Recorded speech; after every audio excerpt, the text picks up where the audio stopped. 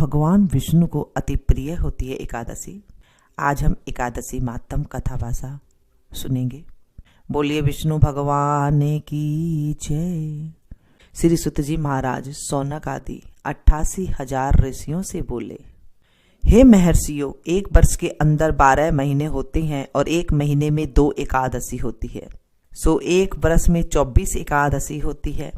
जिस वर्ष लौंद यानी कि अधिक महीना पड़ता है उस वर्ष 2 एकादशी बढ़ जाती है। इस तरह कुल 26 एकादशी होती है।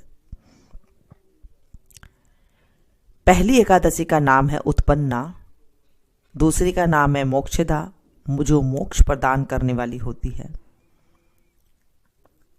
तीसरी है सफल, सफलता देने वाली।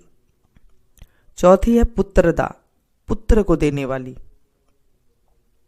पांचवी है षटतिला, छठी है जया, सातवीं है विजया, आठवीं है आमलकी, नवीं है पाप मोचनी, पापों को नष्ट करने वाली।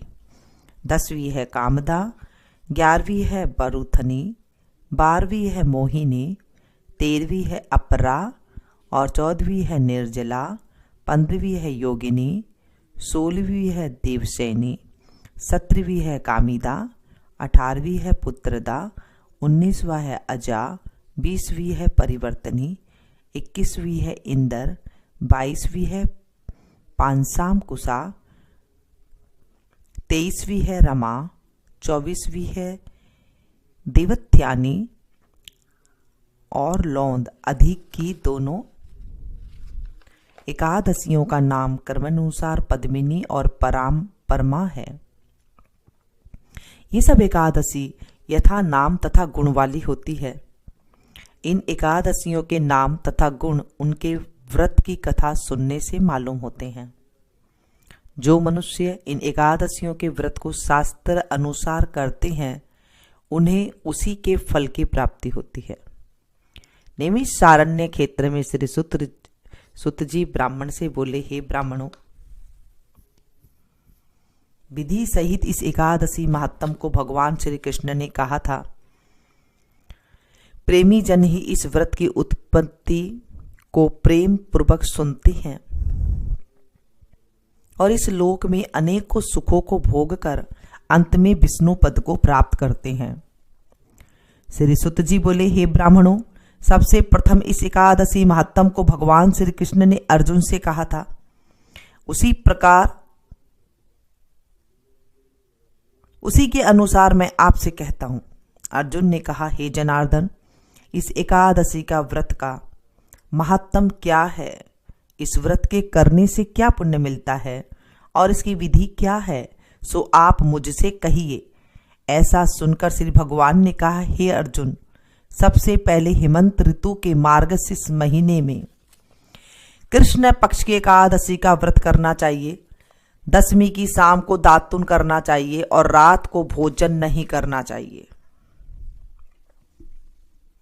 एकादशी को सुबह संकल्प नियम के अनुसार कार्य करना चाहिए। दोपहर में संकल्प पूर्वक नदी, सरोवर, बावड़ी, कुआं आदि में से किसी में स्नान करना चाहिए। स्नान करने के पहले शरीर पर मिट्टी का चंदन लगाना चाहिए। चंदन लगाने का मंत्र भी है। अश्व क्रांते, रथ क्रांते, विष्णु क्रांते वसुंधरे, ऊर्ध्वी त्रापी वराहेण कृष्णेन सतबाहुना, मृत्यु के हरे में पापम यन्मया पूर्व संचितम त्वया हतेन पापेन गच्छामि परमागतिम। व्रत करने वाले को स्नान करने के पश्चात पापी, चोर, पाखंडी, दूसरों की बुराई करने वाला, पर स्त्री गमन करने वाला, दुराचारी, दूसरे के धन को चुराने वाला, मंदिर में चोरी करने वाला, इन सब मनुष्य से बात नहीं करनी चाहिए। यदि अनजाने में इनसे बात हो जाए तो इस पाप को दूर करने के लिए सूर्य नारायण के दर्शन करने चाहिए। स्नान के बाद धूप दीप नैवेद्य से भगवान का पूजन करना चाहिए। रात को दीप दान करना चाहिए। ये सत्कर्म भक्ति पूर्वक करने चाहिए। उस रात को नींद और स्त्री प्रसंग को त्याग कर देना चाहिए। एकादशी के दिन तथा रात्रि को भजन सत्संग आदि कर्मों में व्यतीत करनी चाहिए। उस दिन श्रद्धा पूर्वक ब्राह्मणों को दक्षिणा देनी चाहिए और उनसे अपनी गलतियों की क्षमा मांगनी चाहिए। धार्मिक जनों को शुक्ल और कृष्ण पक्ष की दोनों एकादशियों को एक सा समझना चाहिए। उनमें भेद मानना उचित नहीं है। ऊपर लिखी विधि के अनुसार जो मनुष्य एकादशी का व्रत करते हैं उनको शंखोद्वार तीर्थ में स्नान एवं दर्शन करने से जो पुण्य मिलता है वह एकादशी व्रत के पुण्य के 16वें भाग के बराबर भी नहीं है। व्यतीत योग में संक्रांति में तथा चंद्र सूर्य ग्रहण में दान देने से और कुरुक्षेत्र में स्नान करने से जो पुण्य प्राप्त होता है वही पुण्य मनुष्य को एकादशी का व्रत करने से मिलता है। अश्वमेघ यज्ञ करने से जो पुण्य प्राप्त होता है उससे 100 गुना पुण्य एकादशी को उपवास करने से मिलता है। 1000 तपस्वियों को 60 वर्ष तक भोजन कराने से जो फल मिलता है वह फल इस एकादशी का व्रत करने से प्राप्त होता है। जो पुण्य वेद पाठी ब्राह्मणों को 1000 गौदान करने से मिलता है उससे 10 गुना अधिक पुण्य एकादशी का व्रत करने से मिलता है। 10 श्रेष्ठ ब्राह्मणों को भोजन कराने से जो पुण्य मिलता है वह एकादशी के पुण्य के 10वें भाग के बराबर होता है। 10 उत्तम ब्राह्मणों को भोजन कराने से जो पुण्य मिलता है उतना ही पुण्य एक ब्रह्मचारी को भोजन कराने से होता है। इस पुण्य से 1000 गुना पुण्य कन्या और भूमि दान करने से प्राप्त होता है। कन्या और भूमि दान के पुण्य से 10 गुना पुण्य विद्या दान से 10 गुना पुण्य भूखे को भोजन देने से होता है। अन्न दान के बराबर संसार में दूसरा पुण्य नहीं है। इस दान से स्वर्गीय पितृ तृप्त हो जाते हैं। इस दान का महात्म देवता भी वर्णन नहीं कर सकते हैं। निर्जल व्रत करने का आधा फल एक बार भोजन करने का बराबर होता है। उपरोक्त कोई सा एक व्रत जरूर करना चाहिए। एकादशी का व्रत करने पर ही यज्ञ दान तप आदि मिलते हैं, अन्यथा नहीं। अतः एकादशी का व्रत अवश्य ही करना चाहिए। इस व्रत में शंख से जल नहीं पीना चाहिए। मछली सूअर तथा अन्य एकादशी के व्रत में वर्जित है। एकादशी व्रत का फल हजारों यज्ञों से भी अधिक है। ऐसा सुनकर अर्जुन ने कहा, हे भगवान, आपने इस एकादशी के पुण्य को अनेक तीर्थों के पुण्य से श्रेष्ठ तथा पवित्र क्यों बतलाया है, सो सब कहिए। भगवान बोले, हे अर्जुन, सतयुग में एक महाभयंकर मूर नाम दैत्य का था। उस मूर दैत्य से सभी देवता अत्यंत भयभीत रहते थे। दैत्य ने इंद्र आदि देवताओं को जीत उन्हें उनके स्थान से गिरा दिया। तब देवेंद्र ने महेंद्र से प्रार्थना की कि हे शिव शंकर, हम सब लोग इस समय मूर दैत्य के अत्याचारों से मृत्युलोक में अपना जीवन व्यतीत कर रहे हैं। कृपा कर इस दुख से छूटने का उपाय बतलाइए। महादेव जी बोले, हे देवेंद्र, आप श्री विष्णु भगवान के पास जाइए।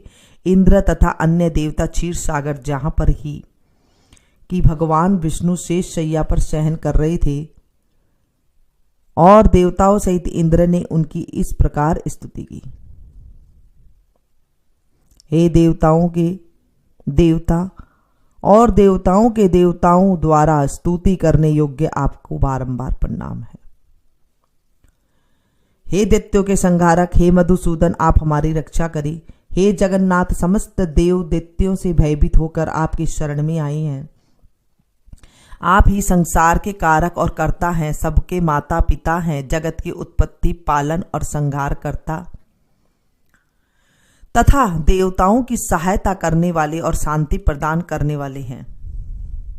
आकाश पाताल आप ही हैं, तीनों लोकों को उत्पन्न करने वाले ब्रह्मा, सूर्य, चंद्र, अग्नि, हव्य, स्मरण, मंत्र, यजमान, यज्ञ, कर्म, कर्ता, भोक्ता आदि आप ही हैं। हे देव, शरण में आए हुए की आप ही रक्षा करने वाले हैं। इस समय दैत्यों ने हमें स्वर्ग से निकाल दिया है, अब आप हमारी रक्षा करें। देवताओं द्वारा करुण वाणी को सुनकर श्री भगवान बोले, श्री विष्णु भगवान बोलते हैं कि हे देवताओं, यह वह कौन सा दैत्य है जिसने देवताओं को जीत लिया है? कहाँ रहता है तथा उसमें कैसा बल है, यह सब मुझसे कहो। भगवान के वचनों को सुनकर इंद्र बोला, हे भगवान, प्राचीन समय में नाड़ी जंग नाम का एक दैत्य था। उस दैत्य की ब्रह्म वंश से उत्पन्न हुई थी। उसी दैत्य के लड़के का नाम मूर है। वह अपनी राजधानी चंद्रवती में, जिसने अपने बल से समस्त विश्व को जीता और सब देवताओं को देवलोक से निकालकर इंद्र, अग्नि, यम, वरुण, चंद्रमा, सूर्य बनकर पृथ्वी को तपाता है, मेघ बनकर जल की वर्षा करता है, अतः आप उस दैत्य को मार कर देवताओं की जीत कराओ। इंद्र के वचन सुनकर श्री विष्णु भगवान बोले, हे देवताओं, मैं तुम्हारे शत्रुओं का शीघ्र ही संहार करूंगा। अब सब चंद्रावती नगरी को जाइए। इस प्रकार भगवान विष्णु देवताओं से कहकर उनके पीछे पीछे चंद्रावती नगरी को चल दिए। उस समय मूर अनेक दैत्यों के साथ युद्ध भूमि में गरज रहा था। युद्ध होने पर असंख्य दानव अनेकों अस्त्र शस्त्रों को धारण कर देवताओं से युद्ध करने के लगे, परंतु देवता दानवों के आगे एक क्षण भी न ठहर सके। तब भगवान भी युद्ध भूमि में आ गए। भगवान विष्णु को देखा तो उन पर अस्त्र शस्त्रों का प्रहार करने लगे। भगवान भी चक्र और गदा से उनके शस्त्रों को नष्ट करने लगे। इस युद्ध में अनेकों दानव सदैव के लिए सो गए, परंतु दैत्यों का राजा मूर भगवान के साथ निश्चल भाव से युद्ध करता रहा। भगवान विष्णु मूर को मारने के लिए जिन जिन शस्त्रों का प्रयोग करते, वे सब उसके तेज से नष्ट होकर उस पर पुष्पों के समान गिरने लगे। वह आपस में मल्ल युद्ध करने लगे, परंतु उस दैत्य को न जीत सके। अंत में भगवान विष्णु शांत होकर विश्राम करने की इच्छा से बद्रिकाश्रम गए। उस समय 48 कोस लंबी एक द्वार वाली हेमवती नाम की गुफा में शयन करने के लिए भगवान घुसे। हे अर्जुन, अतः मैंने उस गुफा में शयन किया। वह दैत्य भी वहां आया, मुझको शयन करता देख मारने को तैयार हो गया। उसी समय मेरी देह से एक अत्यंत सुंदर कन्या दिव्य अस्त्र धारण करके उत्पन्न हुई और दैत्य के सामने आकर युद्ध करने लगी। वह दैत्य इस कन्या से लगातार युद्ध करता रहा। कुछ समय बीतने पर इस कन्या ने क्रोध से आकर उस दैत्य के अस्त्र शस्त्रों के टुकड़े टुकड़े कर दिए, रथ तोड़ दिया। तब वह दैत्य महान क्रोध करके उससे मल्ल युद्ध करने लगा। उस कन्या ने उसको धक्का मारकर मूर्छित कर दिया। जब वह दैत्य मूर्छा से जगा तो उस कन्या ने उसका सिर काटकर यमपुर पहुंचा दिया। अन्य समस्त दानव भी ऐसा देखकर पाताल लोक को गए। जब भगवान विष्णु की निद्रा टूटी तो उस दैत्य को मरा देखकर अत्यंत आश्चर्य करने लगे और विचारने लगे कि इस दैत्य को किसने मारा है। तब कन्या भगवान से हाथ जोड़कर बोली, हे भगवान, यह दैत्य आपको मारने को तैयार था, तब मैंने आपके शरीर से उत्पन्न होकर इसका वध किया है। इस प्रकार भगवान बोले, हे कन्या, तूने इसको मारा है, अतः मैं तेरे ऊपर प्रसन्न हूं। तूने तीनों लोकों के देवताओं को सुखी किया है, इसलिए तू अपनी इच्छा अनुसार वरदान मांग। कन्या बोली, हे भगवान, मुझे यह वरदान दीजिए कि जो मेरा व्रत करे उसके समस्त पाप नष्ट हो और अंत में स्वर्ग को जाए। मेरे व्रत का आधा फल रात्रि को मिले और उससे आधा फल एक समय भोजन करने वाले को मिले। जो मनुष्य भक्ति पूर्वक मेरे व्रत को करे वह निश्चय आपके लोक को प्राप्त करे। कृपया मुझे ऐसा ही वरदान दीजिए, जो मनुष्य मेरे दिन तथा रात्रि को एक बार भोजन करे वे धन्य धान्य से भरपूर रहे। इस पर भगवान विष्णु उस कन्या से बोले, हे कल्याणी, ऐसा ही होगा। मेरे और तेरे भगत एक ही होंगे और अंत में संसार प्रसिद्धि को प्राप्त होकर मेरे लोक को प्राप्त करेंगे। हे कन्या, एकादशी को पैदा होने से तेरा नाम भी एकादशी हुआ। जो मनुष्य तेरे इस दिन का व्रत करेंगे उनके समस्त पाप नष्ट हो जाएंगे और अंत में मुक्ति को प्राप्त करेंगे। तू मेरे लिए अब तीज, आठें, नौमी और 14 से भी अधिक प्रिय है। तेरे व्रत का फल सब तीर्थों के फल से महान होगा। यह मेरा कथन सत्य है। ऐसा कहकर भगवान उसी स्थान पर अंतर ध्यान हो गए। एकादशी भी भगवान के उत्तम वचनों को सुनकर अत्यंत प्रसन्न हुई। हे अर्जुन, सब तीर्थों, दानों, व्रतों के फल से एकादशी व्रत का फल सर्वश्रेष्ठ है। मैं एकादशी व्रत करने वाले मनुष्य के शत्रुओं को, विघ्नों को नष्ट कर देता हूं और उन्हें मोक्ष दिलाता हूं। अर्जुन, यह मेरे तुमसे एकादशी की उत्पत्ति के बारे में व्रत लाया है। एकादशी पापों को नष्ट करने वाली और सिद्धि को देने वाली है। उत्तम मनुष्य को दोनों पक्षों की एकादशी को समान समझना चाहिए। उनमें भेदभाव मानना उचित नहीं है। जो पुरुष विष्णु भगत है उनको धन्य है। जो मनुष्य एकादशी महात्म को श्रवण व पठन करते हैं, सुनते हैं, सुनाते हैं, उनको अश्वमेघ यज्ञ का फल मिलता है। जो मनुष्य भक्ति पूर्वक कथा सुनते हैं वे विष्णु लोक को जाते हैं और करोड़ों वर्षों तक उनकी उस जगह पर पूजा होती है। जो एकादशी महात्म के चौथाई भाग को भी सुन लेते हैं उनके ब्रह्म हत्या आदि के महान पाप नष्ट हो जाते हैं। विष्णु धर्म के समान संसार में कोई दूसरा धर्म नहीं है और एकादशी व्रत के बराबर कोई दूसरा व्रत नहीं है। बोलिए विष्णु भगवान की जय, एकादशी मैया की जय। बोलिए विष्णु भगवान की जय। मिलती हूँ फिर से एक नई वीडियो में नई जानकारी के साथ। तब तक आप लोग देखते रहिए मीनू संगीत। Thank you.